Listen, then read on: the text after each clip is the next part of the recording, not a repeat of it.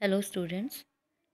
तो हम पुनरावृत्ति कर रहे थे क्षितिज गद्य खंड के दूसरे पाठ लहासा की ओर की, और हमने मुख्य बिंदुओं पर चर्चा की थी। तो आइए एक बार मुख्य बिंदु दोहरा लेते हैं, फिर उसके बाद हम परीक्षा उपयोगी महत्वपूर्ण प्रश्नोत्तर करेंगे। तो देखिए, नेपाल तिब्बत मार्ग का महत्व, तिब्बत का सामाजिक जीवन, ठहरने का प्रबंध, डाढ़ा थोंगला का जंगल, घोड़ों पर यात्रा, उतराई पर भटकाव, तिंगरी समाधि गिरी पर, तिब्बत की तेज धूप, शेकर विहार में। चलिए, महत्वपूर्ण परीक्षा उपयोगी प्रश्नोत्तर जो अधिकतर परीक्षाओं में पूछे जाते हैं। तो देखिए, पहला प्रश्न है, उस समय के तिब्बत में हथियार का कानून न रहने के कारण यात्रियों को किस प्रकार का भय बना रहता था? किस प्रकार का भय? ठीक है। हाँ, तो ये तो अब आना चाहिए इतना पढ़ने के बाद। तो किस प्रकार का भय बना रहता था? तो देखिए, उस वहाँ सन 1929 और 30 के तिब्बत में हथियार रखने से संबंधित कोई कानून नहीं था। इस कारण लोग खुलेआम पिस्तौल, बंदूक आदि रखते थे। दूसरे, वहाँ अनेक निर्जन स्थान भी थे जहाँ न पुलिस का प्रबंध था न खुफिया विभाग का। वहाँ डाकू किसी को भी आसानी से मार सकते थे, इसलिए यात्रियों को हत्या और लूटमार का भय बना रहता था। अच्छा, दूसरा प्रश्न है, लेखक ने शेकर विहार में सुमति को उनके यजमानों के पास जाने से रोका, परंतु दूसरी बार रोकने का प्रयास क्यों नहीं किया? तो लेखक ने शेकर विहार में सुमति को उनके यजमानों के पास जाने से रोका, परंतु दूसरी बार रोकने का प्रयास क्यों नहीं किया? तो लेखक ने शेकर विहार में सुमति को उनके यजमानों के पास जाने से इसलिए रोका ताकि वह वहां जाकर अधिक समय न लगाए। इससे लेखक को 1 सप्ताह तक उसकी प्रतीक्षा करनी पड़ती। दूसरी बार लेखक को वहां के मंदिर में रखी अनेक मूल्यवान हस्तलिखित पुस्तकें मिल गई थीं। वह एकांत में उनका अध्ययन करना चाहता था, इसलिए उसने सुमति को यजमानों के पास जाने की अनुमति दे दी। अच्छा, प्रस्तुत यात्रा वृतांत के आधार पर बताइए कि उस समय प्रस्तुत यात्रा वृतांत के आधार पर बताइए कि उस समय का तिब्बती समाज कैसा था। तो देखिए,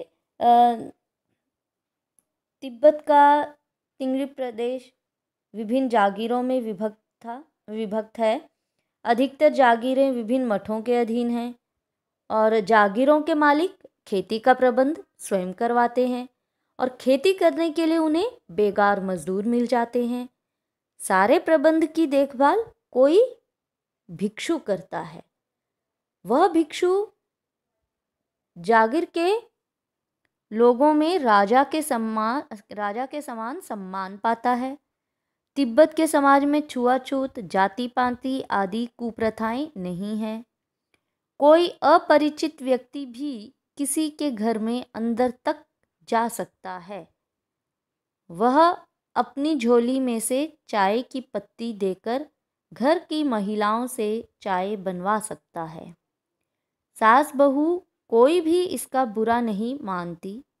हाँ, बहुत निम्न श्रेणी के भिखमंगों को घरों में नहीं घुसने दिया जाता और तिब्बत के लोग जान पहचान होने पर यात्रियों के ठहरने का अच्छा प्रबंध करते हैं।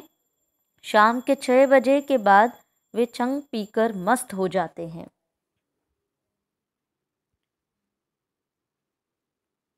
तो अगला देखिए, चौथा प्रश्न, भारत की तुलना में तिब्बती महिलाओं की सामाजिक स्थिति पर प्रकाश डालिए। ये बहुत बार आता है प्रश्न।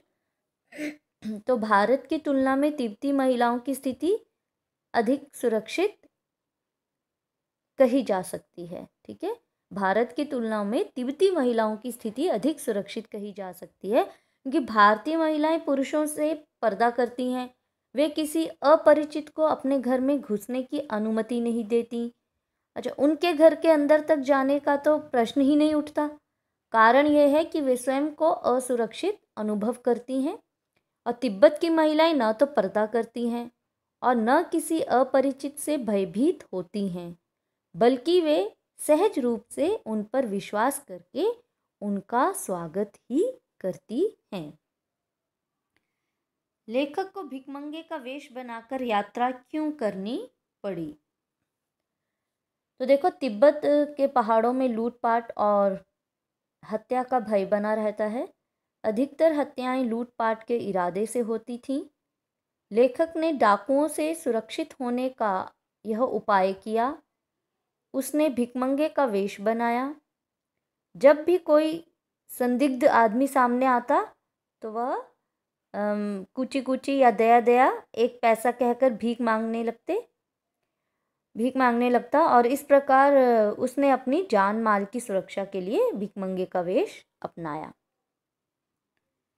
नमसे कौन था, उसकी चारित्रिक विशेषताओं पर प्रकाश डालिए। तो देखिए, नमसे बौद्ध भिक्षु था। वह शेखर विहार नामक जागीर का प्रमुख भिक्षु था। अन्य प्रबंधक भिक्षुओं के समान उसका जागीर में खूब मान सम्मान था। नमसे बहुत ही भद्र पुरुष थे। उसमें अधिकारी या प्रबंधक होने का मिथ्या अहंकार नहीं था। वह लेखक को बड़े प्रेम से मिला। यद्यपि लेखक की वेशभूषा भिखमंगे जैसी थी, फिर भी नमसे ने उसके साथ प्रेम पूर्वक बातें की। भारत के पहाड़ों की तुलना में तिब्बती पहाड़ों की यात्रा कितनी सुरक्षित है? ठीक है, ये की नहीं आएगा। भारत के पहाड़ों की तुलना में तिब्बती पहाड़ों की यात्रा कितनी सुरक्षित है?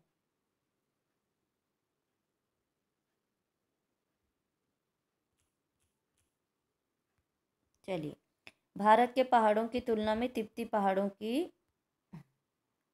यात्रा कितनी सुरक्षित है? ओह, चलिए, तो यह अंतिम प्रश्न। तो देखिए, भारत के पहाड़ों की यात्रा सुरक्षित मानी जाती है। यहाँ यात्रियों को लूटपाट, हत्या, बलात्कार आदि का खतरा नहीं होता। परंतु 1929 से 30 के तिब्बती पहाड़ों में स्थिति भयंकर थी। वहाँ हथियार रखने से संबंधित कोई कानून नहीं था। इस कारण लोग पिस्तौलें, बंदूकें लिए फिरते थे। पुलिस और गुप्तचर विभाग का भी वहाँ कोई प्रबंध नहीं था। डाकुओं के लिए तो ये शरण स्थल थे। यहाँ यात्री का खून करना और उसका माल लूट लेना अधिक सुरक्षित था। इसलिए तिब्बती पहाड़ों की यात्रा सुरक्षित नहीं थी।